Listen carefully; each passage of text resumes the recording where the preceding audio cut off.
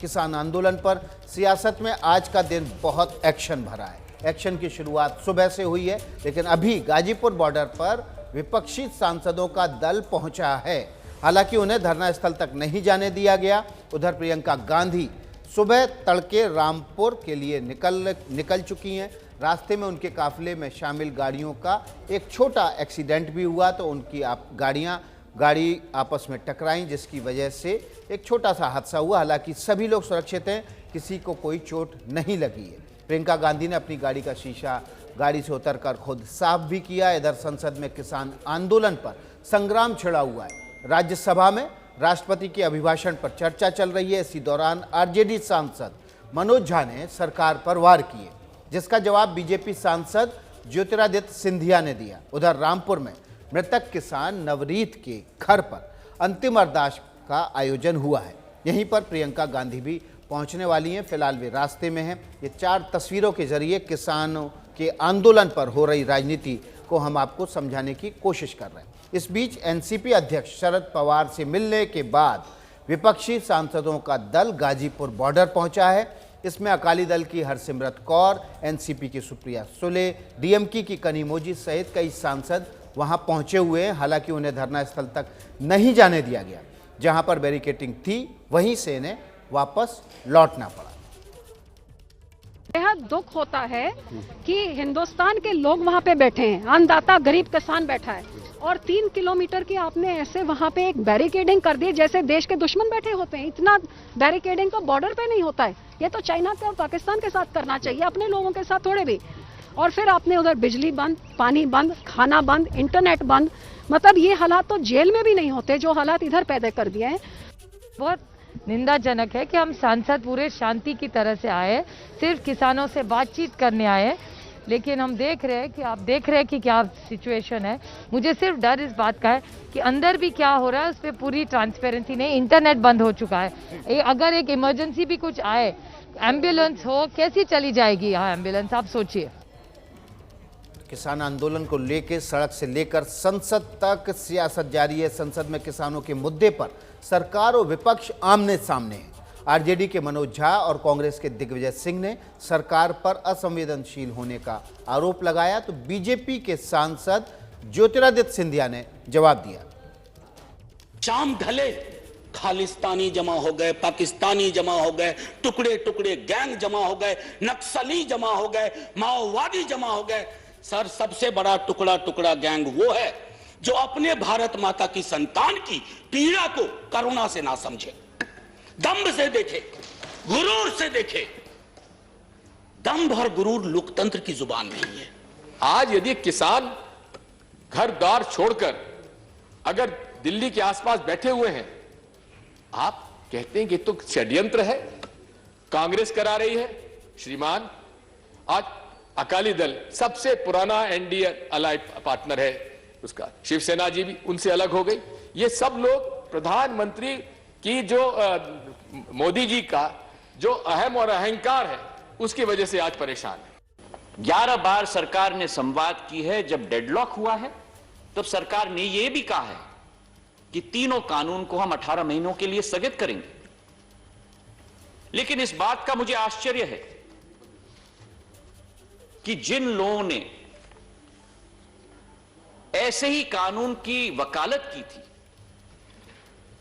आज वो क्या कह रहे हैं। 2019 का अगर हम कांग्रेस पार्टी का चुनाव घोषणा पत्र पढ़ें सभापति महोदय, और आपके समस्त में रखना चाहता हूं,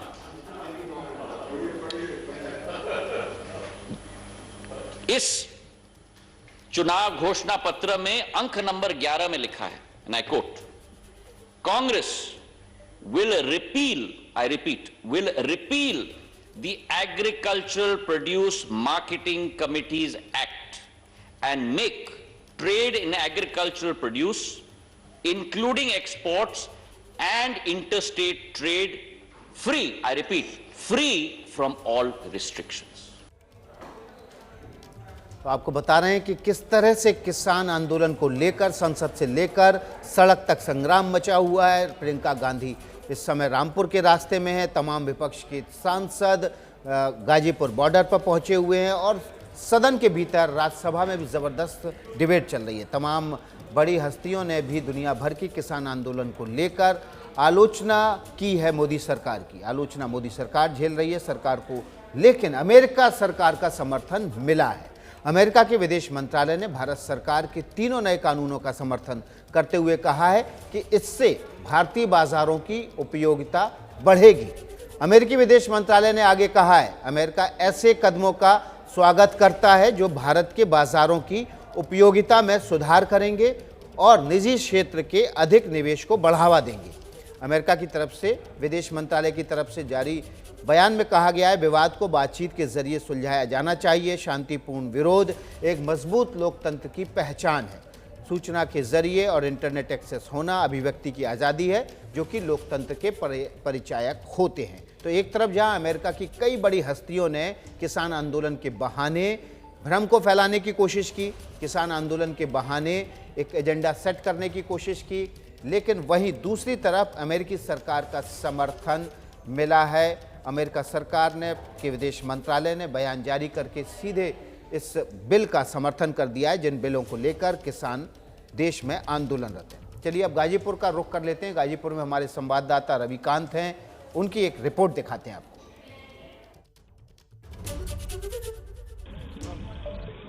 गाजीपुर बॉर्डर पर जो बैरिकेडिंग हुई थी उसमें काफी बदनाम हुई थी। उस बैरिकेडिंग का एक हिस्सा जो कीलों वाला हिस्सा था, कीलों वाली बैरिकेडिंग काफी ज्यादा बदनाम हुई थी और उसकी काफी आलोचना हो रही थी। अब दिल्ली पुलिस ने ये फैसला किया है कि इसको हटाया जाएगा और ये कीलों वाली जो बैरिकेडिंग है ये अब हटाई जा रही है। एक पुलिस कांस्टेबल की निगरानी में ये काम हो रहा है। एक पुलिस कांस्टेबल भी यहाँ पर मौजूद है और उनकी निगरानी में ये काम हो रहा है और ये बैरिकेडिंग अब हटाई जा रही है। और पूरी तरीके से जब हमने पुलिस से बात की तो उनका कहना है कि चूंकि ये डैमेज हो रही थी और पहले ही जो कीले हैं उसको मोड़ा जा चुका था, इसलिए हटा रहे हैं। हालांकि जो जिस तरीके से इन कीलों की वजह से बदनामी हो रही थी और इसकी तस्वीरें चारों ओर देश विदेश में फैल रही थी, उसको देखते हुए संभवतः दिल्ली पुलिस ने इन कीलों वाली बैरिकेडिंग को हटाने का फैसला किया है। हालांकि जो बाकी बैरिकेडिंग है वो इस समय मौजूद है। और हम आपको बता दें कि इस समय जो सांसदों का दल है, सुप्रिया सूले, हरसिमरत कौर और अन्य सांसद यहाँ पर हैं, कनिमोझी भी आई हैं, इस पूरी बैरिकेडिंग के उस पार इस समय वो मौजूद हैं और यहाँ उस पार जाने के लिए कोई रास्ता नहीं है।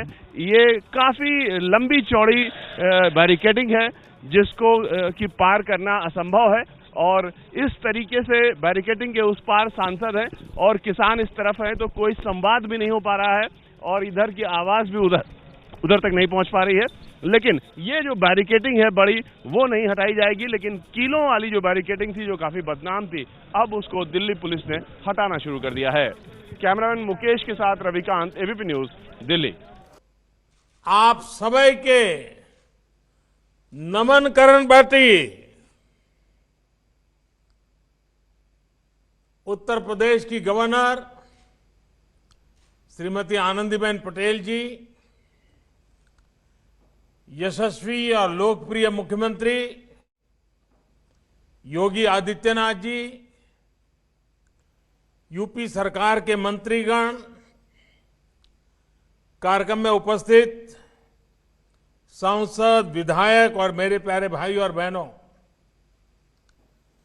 चौरी चौरा की पवित्र भूमि पर देश के लिए बलिदान होने वाले, देश के स्वातंत्र संग्राम को एक नई दिशा देने वाले वीर शहीदों के चरणों में मैं प्रणाम करता हूं, आदरपूर्वक श्रद्धांजलि देता हूं। इस कार्यक्रम में अलग अलग जिलों में शहीदों और स्वतंत्रता संग्राम सेनानियों के परिजन भी उपस्थित है। अनेक स्वतंत्रता सेनानियों के परिवार आज ऑनलाइन भी जुड़े हैं। आप सभी का भी मैं अभिनंदन करता हूं, आदर करता हूं। साथियों, 100 वर्ष पहले चौरी चौरा में जो हुआ वो सिर्फ एक आगजनी की घटना, एक थाने में आग लगा देने की घटना सिर्फ नहीं थी। चौरी चौरा का संदेश बहुत बड़ा था, बहुत व्यापक था। अनेक वजहों से पहले जब भी चौरी चौरा की बात हुई उसे एक मामूली आगजनी के संदर्भ में ही देखा गया, लेकिन आगजनी किन परिस्थितियों में हुई, क्या वजह थी, ये भी उतनी ही महत्वपूर्ण है। आग थाने में नहीं लगी थी, आग जन जन के दिलों में प्रज्वलित हो चुकी थी। चौरी चौरा के ऐतिहासिक संग्राम को आज देश के इतिहास में जो स्थान दिया जा रहा है, उससे जो जुड़ा हुआ प्रयास हो रहा है वो प्रशंसनीय है। मैं योगी जी, उनकी पूरी टीम को इस काम के लिए बधाई देता हूं। आज चौरी चौरा की शताब्दी पर एक डाक टिकट भी जारी किया गया है। आज से शुरू हो रहे ये कार्यक्रम पूरे साल आयोजित किए जाएंगे। इस दौरान चौरी चौरा के साथ ही हर गांव, हर क्षेत्र के वीर बलिदानियों को भी याद किया जाएगा।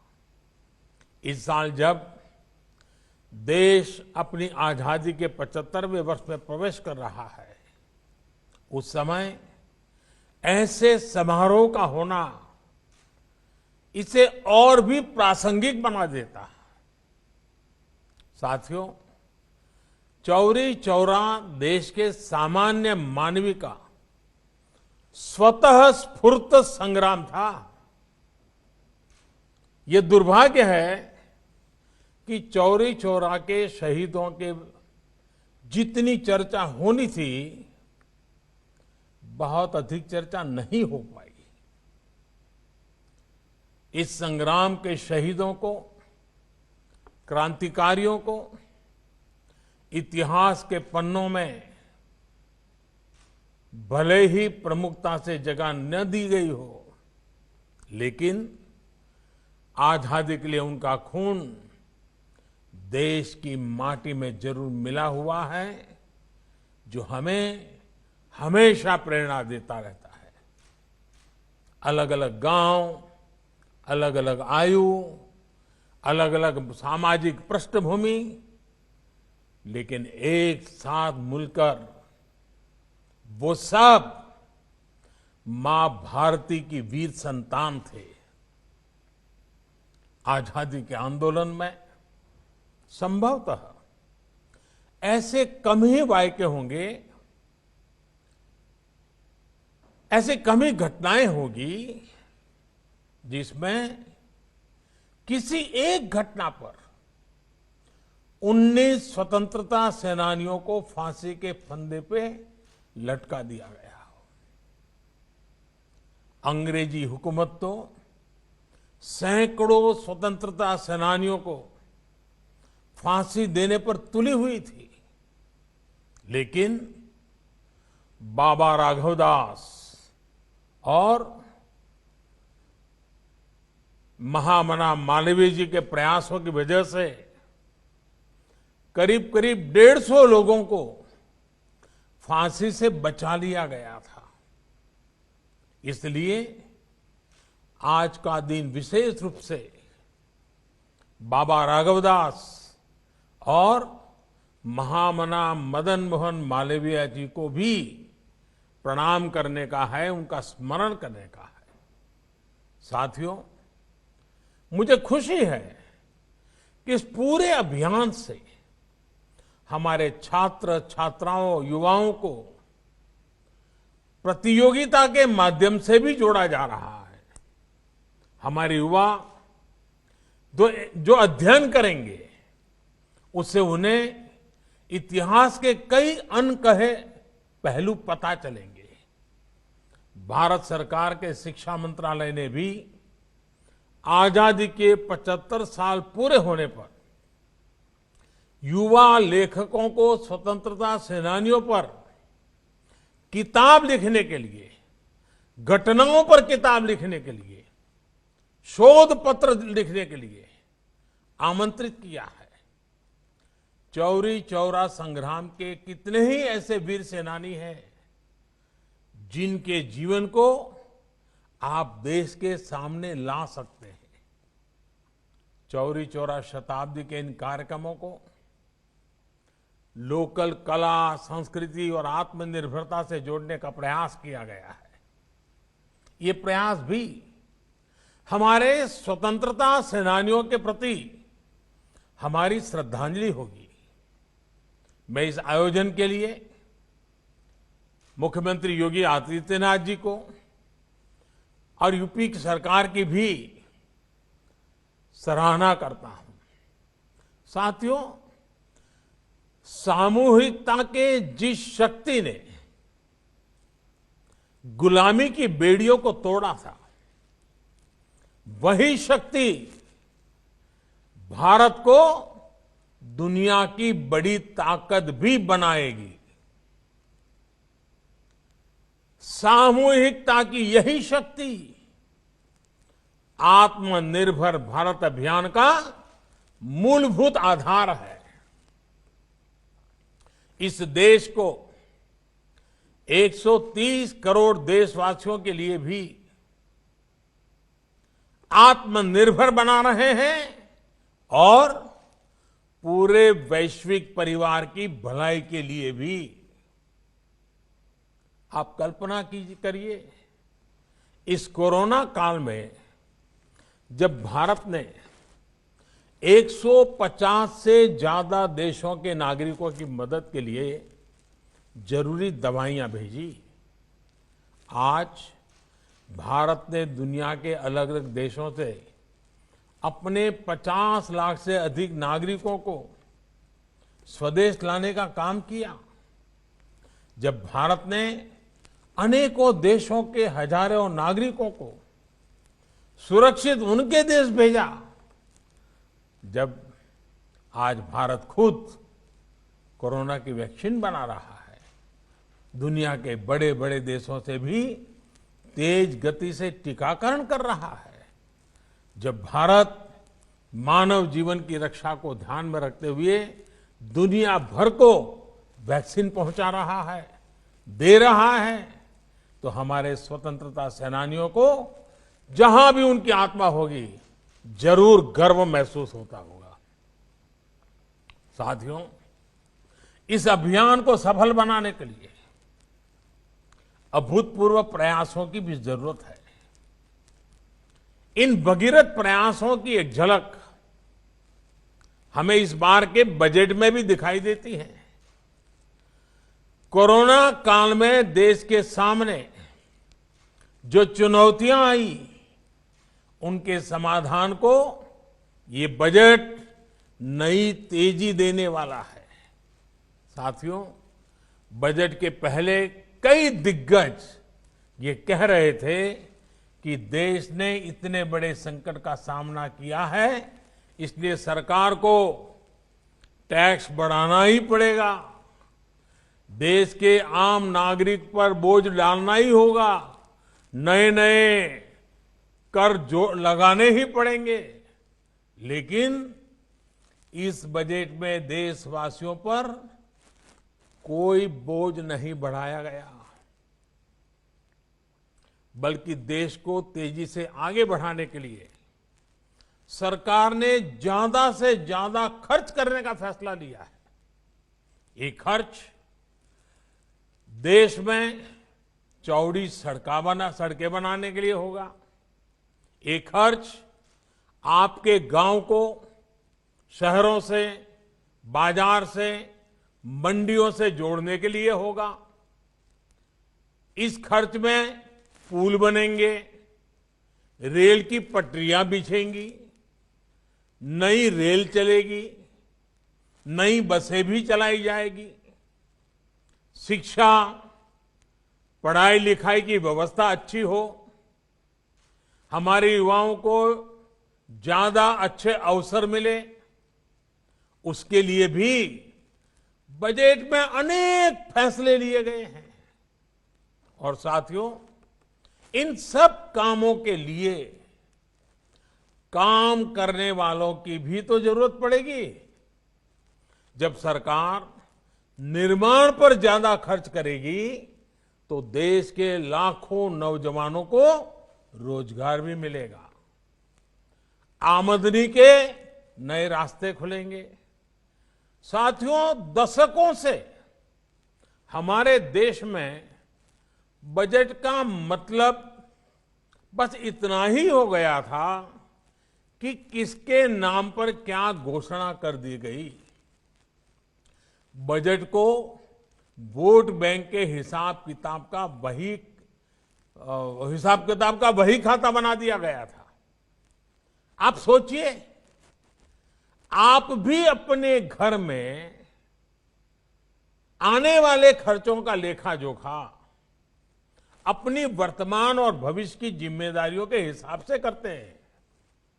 लेकिन पहले की सरकारों ने बजट को ऐसी घोषणाओं का माध्यम बना दिया था जो पूरी ही नहीं कर पाते थे। अब देश ने वो सोच बदल दी है, अप्रोच बदल दी है। साथियों, कोरोना काल में भारत ने जिस तरह से इस महामारी से लड़ाई लड़ी है, आज उसकी तारीफ पूरी दुनिया में हो रही है। हमारे टीकाकरण अभियान से भी दुनिया के कई देश सीख रहे हैं। अब देश का प्रयास है कि हर गांव कस्बे में भी इलाज की ऐसी व्यवस्था हो कि हर छोटी मोटी बीमारी के लिए शहर की तरफ भागना न पड़े। इतना ही नहीं, शहरों में भी अस्पतालों में इलाज कराने में तकलीफ न हो, इसके लिए भी बड़े फैसले लिए गए हैं।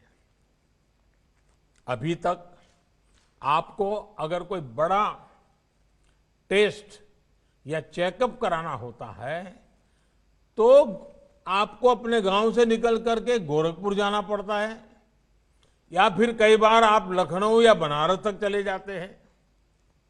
आपको इन दिक्कतों से बचाने के लिए अब सभी जिलों में आधुनिक टेस्टिंग लैब बनाई जाएगी, जिले में ही चेकअप की व्यवस्था होगी। और इसलिए देश ने बजट में स्वास्थ्य के क्षेत्र में भी पहले से काफी ज्यादा खर्च की व्यवस्था की है। साथियों, हमारे देश की प्रगति का सबसे बड़ा आधार हमारा किसान भी रहा है। चौरी चौरा के संग्राम में तो किसानों की बहुत बड़ी भूमिका थी। किसान आगे बढ़ेंगे, आत्मनिर्भर बने, इसके लिए पिछले 6 सालों में किसानों के लिए लगातार प्रयास किए गए हैं। इसका परिणाम देश ने कोरोना काल में देखा भी है। महामारी की चुनौतियों के बीच भी हमारा कृषि क्षेत्र मजबूती से आगे बढ़ा और किसानों ने रिकॉर्ड उत्पादन करके दिखाया। हमारा किसान अगर और सशक्त होगा तो कृषि क्षेत्र में ये प्रगति और तेज होगी। इसके लिए इस बजट में कई कदम उठाए गए हैं। मंडियों किसानों के फायदों का बाजार बने, इसके लिए 1000 और मंडियों को इनाम से जोड़ा जाएगा। यानी मंडी में जब किसान अपनी फसल बेचने जाएगा तो उसे और आसानी हो जाएगी। वो अपनी फसल कहीं भी बेच सकेगा। इसके साथ ही ग्रामीण क्षेत्र के लिए इंफ्रास्ट्रक्चर फंड को बढ़ाकर 40,000 करोड़ रुपए कर दिया गया है। इसका भी सीधा लाभ किसान को होगा। ये सब फैसले हमारे किसान को आत्मनिर्भर बनाएंगे, कृषि को लाभ का व्यापार बनाएंगे। यहां यूपी में जो केंद्र सरकार ने जो प्रधानमंत्री स्वामित्व योजना की शुरुआत की है, वो भी देश के गांवों के विकास में अहम भूमिका निभाने वाली है। इस योजना के तहत गांव की जमीनों, गांव के घरों का कागज गांव के लोगों को दिया जा रहा है। जब अपनी जमीन के सही कागज होंगे, अपने घर के सही कागज होंगे, तो उनका मूल्य तो बढ़ेगा ही, बैंकों से बहुत आसानी से कर्ज भी मिल जाएगा। गांव के लोगों के घर और जमीन पर कोई अपनी बुरी दृष्टि भी नहीं डाल पाएगा। इसका बहुत बड़ा लाभ देश के छोटे किसानों को, गांव के गरीब परिवारों को होगा। साथियों, आज ये प्रयास किस तरह देश की तस्वीर बदल रहे हैं, गोरखपुर खुद में इसका बहुत बड़ा उदाहरण है।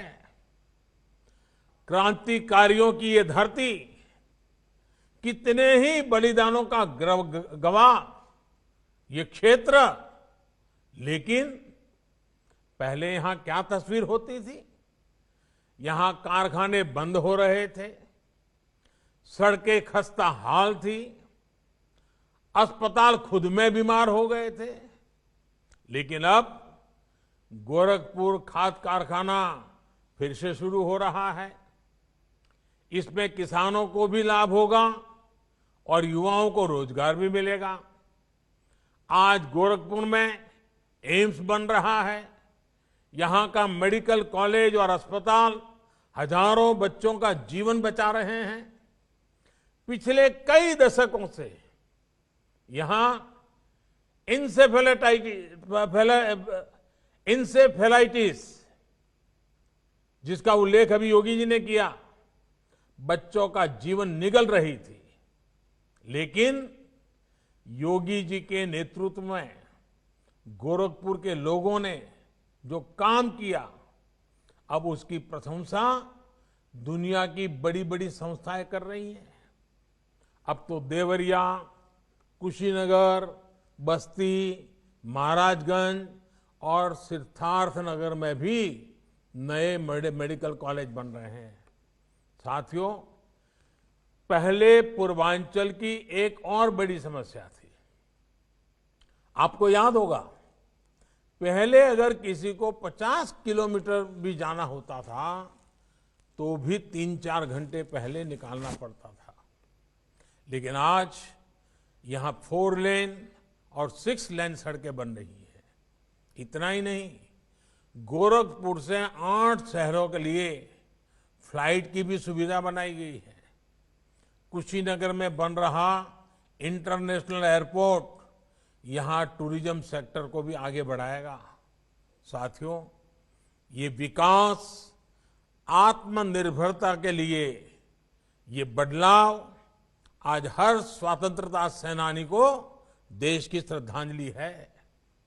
आज जब हम चौरी चौरा शताब्दी वर्ष मना रहे हैं, तो हमें इस बदलाव को सामूहिक भागीदारी से आगे बढ़ाने का संकल्प लेना है। हमें ये भी संकल्प लेना है कि देश की एकता हमारे लिए सबसे पहले है, देश का सम्मान हमारे लिए सबसे बड़ा है। इसी भावना के साथ हमें हर एक देशवासी को साथ लेकर आगे बढ़ना है।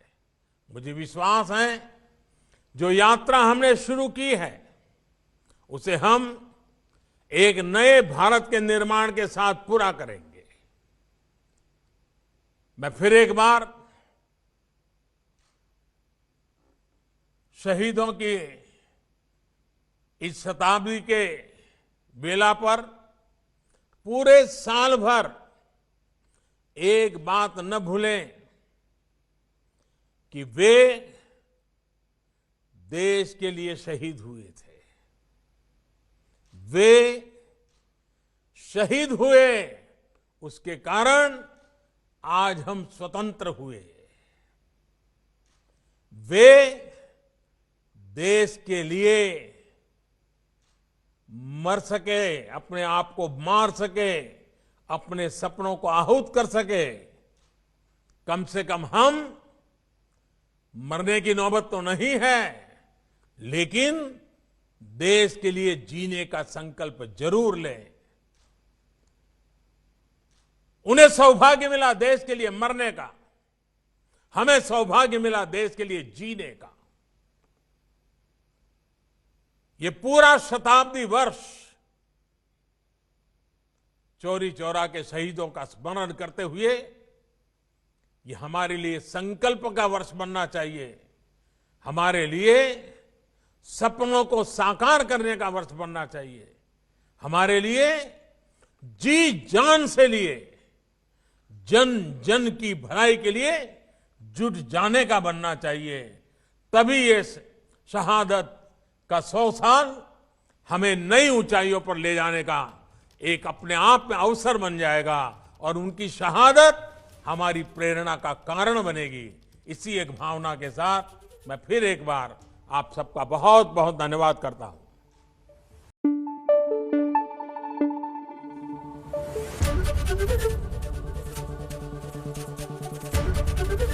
एबीपी न्यूज आपको रखे आगे।